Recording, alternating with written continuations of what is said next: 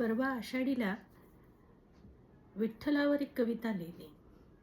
अर्थात ती विठ्ठलाने सुचवली असं मी म्हणेन. काय वर्तमानपत्रांमध्ये एकादशीच्या निमित्ताने विठ्ठलाचे अनेक फोटो छापून आले होते.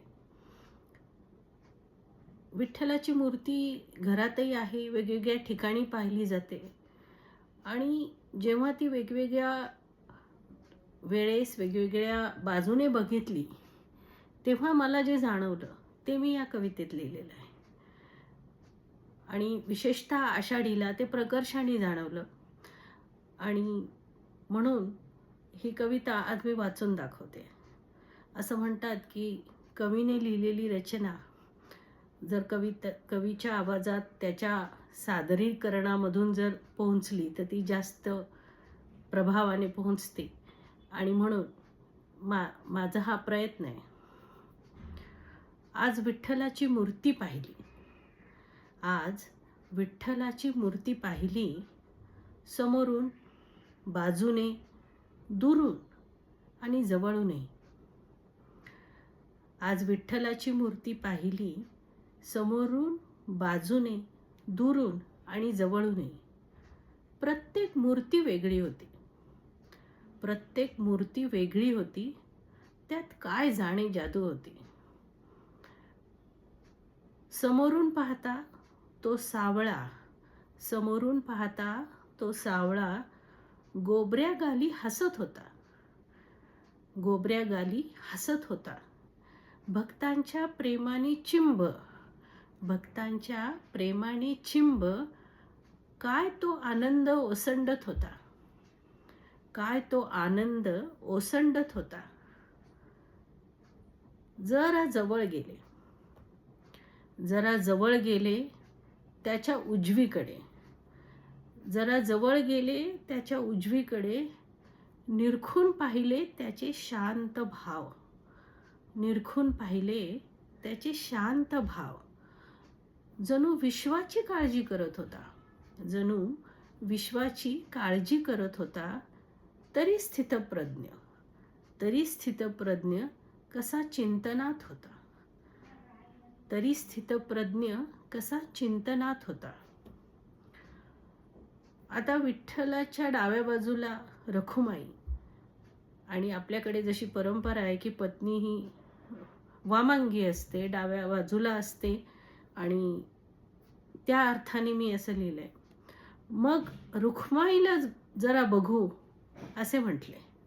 मग रखुमाईला जरा पाहू म्हटले. तिच्या बाजूने विठ्ठल पाहिला. इथे दोन अर्थाने म्हटलंय. तिच्या बाजूने विठ्ठल पाहिला म्हणजे तिच्या दृष्टिकोनातूनही पाहिला आणि ती ज्या बाजूने उभी आहे त्या बाजूनेही विठ्ठल मला कसा दिसला हेही मी लिहिलेलं आहे. मग रखुमाईला जरा पाहू म्हटले. तिच्या बाजूने विठ्ठल पाहिला. ती तर नटून कार्यतत्पर उभीच होती.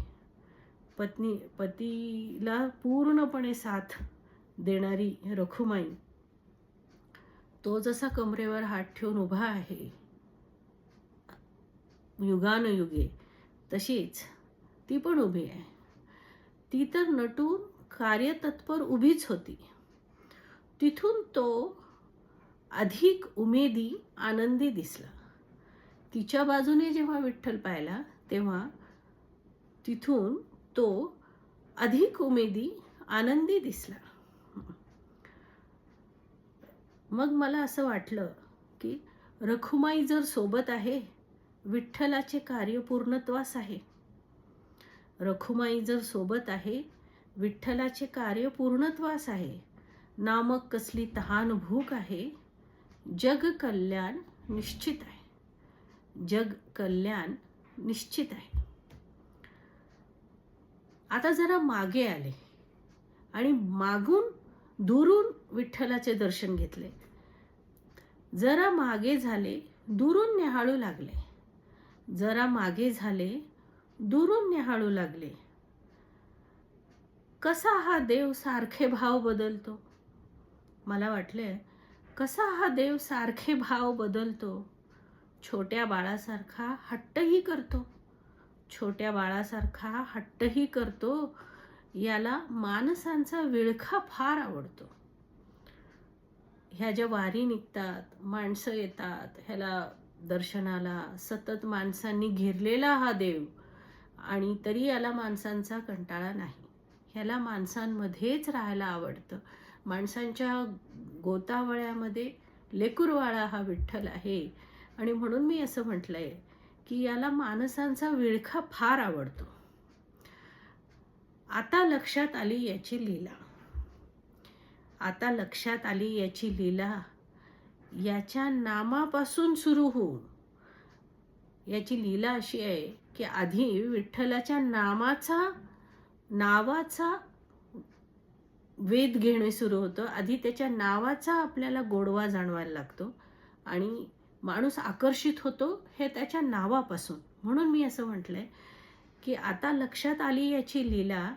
याच्या नामापासून सुरू होऊन याच्या दर्शनात भक्त होतो दंग. ह्याच्या नावापासून भक्ती सुरू होते प्रत्येकाची. ह्याच्या नावाचा आधी लळा लागतो, मग ह्याच्या दर्शनात भक्त होतो दंग. याच्या नामापासून सुरू होऊन याच्या दर्शनात भक्त होतो दंग. फक्त तिथे नाही थांबत, तर नंतर होतं त्याचं स्मरण सुरू. जेव्हा माणसाला आधी त्याचा नावाचा लळा लागतो, मग त्याच्या दर्शनामध्ये तो दंग होतो, आणि मग स्मरणात मग त्याच्या होतो त्याच्यात सारखा. जेव्हा मग तो त्याचं स्मरण करायला लागतो, वारंवार त्याला विठ्ठलाची आठवण यायला लागते. विठ्ठलाच्या लीला, विठ्ठलाच्या कार्य, विठ्ठलाचं रूप याचं जेव्हा स्मरण त्याच्या बुद्धीमध्ये, त्याच्या विचारांमध्ये सुरू होतं, तेव्हा तो भक्त होतो त्याच्याच सारखा. म्हणून मी असं म्हटलंय की आता लक्षात आली याची लीला. याच्या नामापासून सुरू होऊन याच्या दर्शनात भक्त होतो दंग. स्मरणात मग याच्या होतो याच्याच सारखा. शेवटी मी असं म्हटलंय, कसेही बघा याला, विठ्ठलाला कसेही बघा याला एक भाव प्रगट होतो. कोणत्याही बाजूने बघा, कुठूनही बघा, दुरून बघा, जवळून बघा, एक भाव नक्की प्रगट होतो. प्रेमाची अनुभूती देतो. तो भाव हा प्रेमपूर्वकच असतो. कसाही बघा याला, त्याच्या चेहऱ्यावर तुम्हाला प्रेम दिसेलच. एक भाव प्रगट होतो, प्रेमाची अनुभूती देतो, प्रेमातच रंगत जातो. तुम्ही त्याला प्रेम दिलं, तो तुम्हाला प्रेम देतो, आणि त्याला प्रेम या एका भावनेमध्येच रंगत जातो. तो रंगतो, तो रमतो, आणि देवाला भक्तिरूपी प्रेम हेच आवश्यक आहे, दुसरं काही नाही लागत त्याला. तसंच म्हटलेलं आहे, प्रेमाची अनुभूती देतो, प्रेमातच रंगत जातो. आणि या सगळ्याचा शेवट असा आहे की पैलतीरी सुखी होतो.